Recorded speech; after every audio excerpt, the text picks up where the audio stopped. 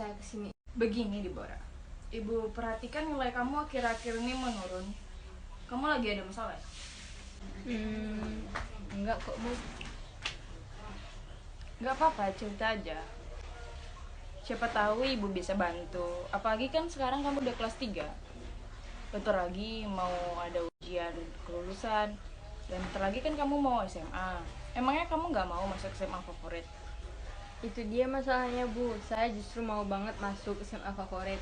Tapi dibandingkan nilai teman-teman saya, kemungkinan kecil saya bisa lulus SMA favorit. Jadi kamu merasa minder dengan nilai teman-teman kamu? Ya seperti itu Bu. Di rumah kamu belajar juga nggak?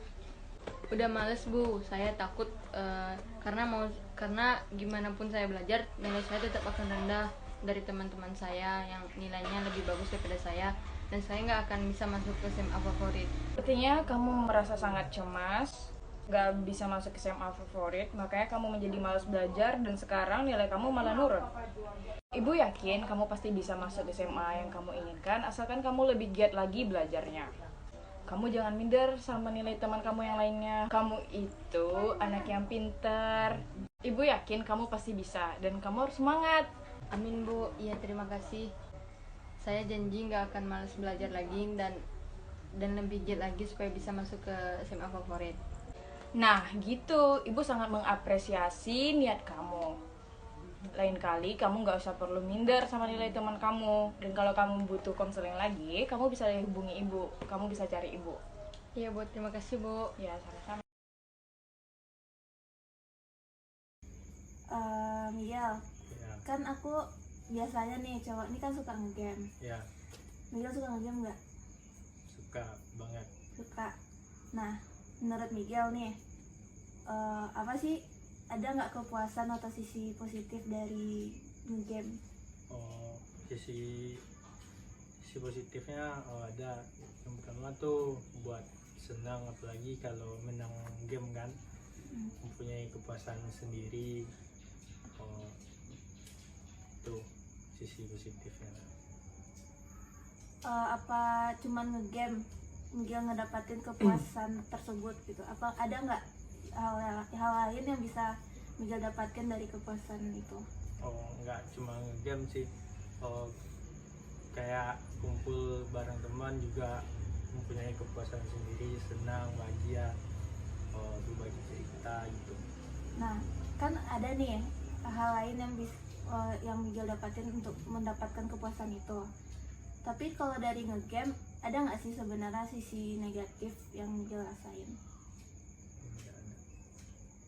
Tapi kok aku ngerasa sebenarnya ada gitu. Cuman mungkin Miguelnya nggak bisa ngungkapin atau tertutup satu hal gitu. Oh, mungkin ada. Yang pertama mungkin banyak menghabiskan waktu ya di game tersebut. Oh, terus oh, kesehatan mata juga bisa kena. Mungkin itu aja. Tapi kok kayak nggak kayak susah gitu ngungkapin sisi lainnya gitu. Kayak ada yang nggak lepas gitu. Mungkin sadar akan sisi negatif tersebut. Mungkin karena kepuasan tadi, tertimbun rasa negatifnya itu tadi. Jadi sedikit susah untuk memilah antara yang dipikirin sama apa yang dirasain gitu ya. Iya.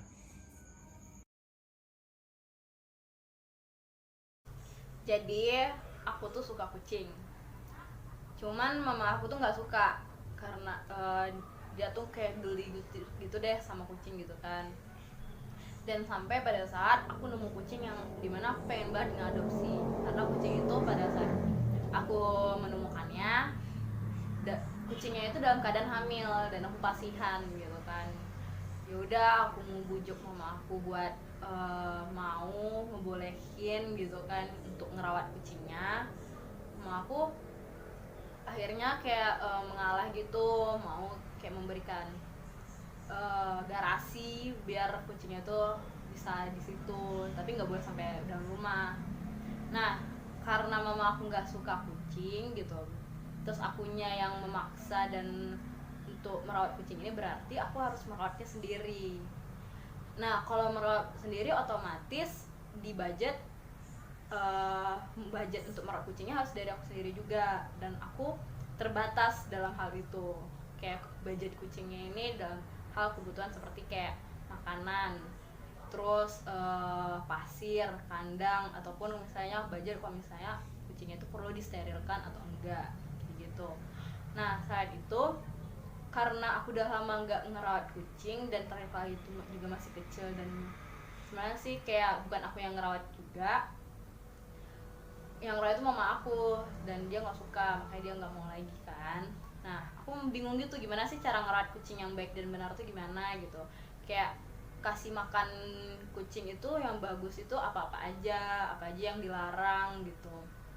Terus kayak mandiinnya kapan aja, terus apakah kucing ini memang harus dikasih ke dokter hewan secara rutin atau gimana, soalnya kan ini kucingnya kucing liar gitu kan. Terus apalagi di budget aku juga terbatas kayak gitu. Nah, berdasarkan uraian dari Astri tadi, Astri itu sebenarnya adalah orang yang sangat suka sama kucing. Tetapi di satu sisi orang tua Astri, terutama mama, tidak menyukai kucing. Nah, karena mama Astri tidak menyukai kucing, sehingga Astri itu dalam memelihara kucing ini tidak mendapatkan support dari orang tua, sehingga Astri mengalami kendala dalam hal budget untuk memenuhi kebutuhan dari si kucing ini. Nah, selain itu, Astri juga mengalami kebingungan dalam bagaimana cara memelihara kucing, karena Astri itu udah terlalu lama tidak memelihara kucing. Seperti itu. Selain itu, karena kucing yang aku adopsi ini kucing liar, jadi kucing aku ini masih belum meninggalkan kebiasaan-kebiasaan dia yang lama gitu. Kayak walaupun aku udah ngasih dia makan, tapi dia masih mencari makan di luar gitu. Kayak dari mana gitu. Nah sampai dia nyuri ikan tetangga, di mana ikannya ini kadang dia ngambilnya fresh, kadang ngambilnya juga udah busuk, udah amis, dan ikannya ini disembunyikan di dalam garasi, di mana itu baunya nyumber ke garasi kan. Nah karena itu mama aku marah dong, terus aku jadinya harus membersihkan secara keseluruhan biar baunya itu benar-benar hilang. Nah di situ aku struggle juga kan karena hal itu. Selain itu, karena aku juga nggak ada pasir, karena dalam hal budget itu anak-anaknya ini masih mau kayak membuang kotorannya tuh di lantai gitu, di garasi. Jadi aku harus membuang kotorannya, terus harus ngepel gitu. Kayak nambah pekerjaan tiap pagi jadinya sih. Kayak seharusnya kan kalau misalnya ada pasir bisa diatasi dalam hal itu, kayak gitu sih. Berdasarkan uraian Astri tadi, Astri selain mengalami kendala dalam hal tidak adanya support dari orang tua dan juga budget yang kekurangan untuk memenuhi kebutuhan si kucing, Astri juga mengalami kesulitan dalam menghandle kebiasaan-kebiasaan kucing yang notabene kucing itu adalah kucing liar. Bukankah begitu? Iya, karena ada kucing liar makanya kayak dia itu suka kebiasaannya tuh masih bukan kucing-kucing rumah biasa sih, kayak gitu.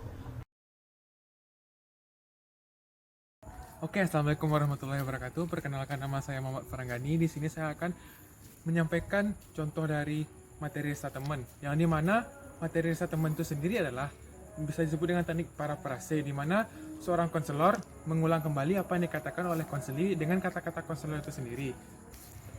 Sebagai contohnya seperti berikut. Saya baru putus dengan mantan saya. Saya tidak suka dia membandingkan saya dengan mantan pacarnya. Saya merasa tidak dihargai dan perlakuannya kepada saya tidaklah baik. Entah bagaimana, tapi rasanya hari-hari saya lebih tenang. Saya merasa lebih bahagia sekarang setelah putus dengan dia. Berarti saudara merasa lebih baik dan lebih tenang setelah putus dengan mantan saudara? Iya, benar.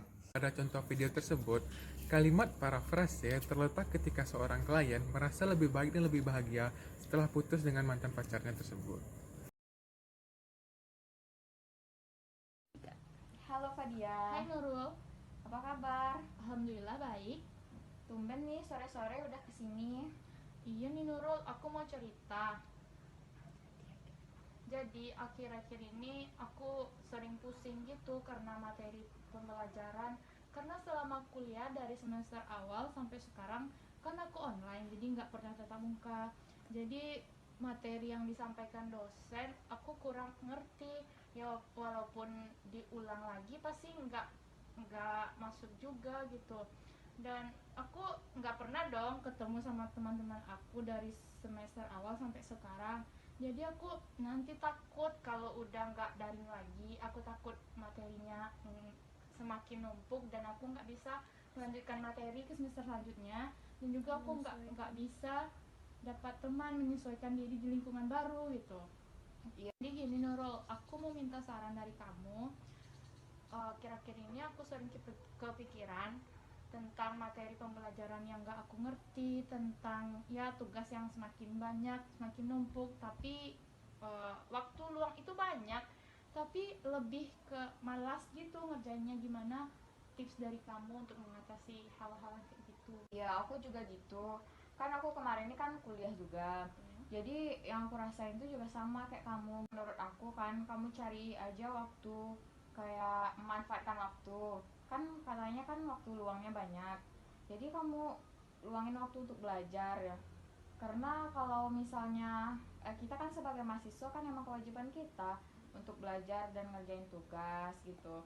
Dan kalau tugas banyak, materi yang nggak ngerti itu sebenarnya itu bisa diatasi dengan cara kamu pandai-pandai bagi waktu gitu kan. Misalnya kalau hari ini kamu belajar jam berapa gitu, ngerjain tugas jam berapa, kayak gitu kalau menurut aku.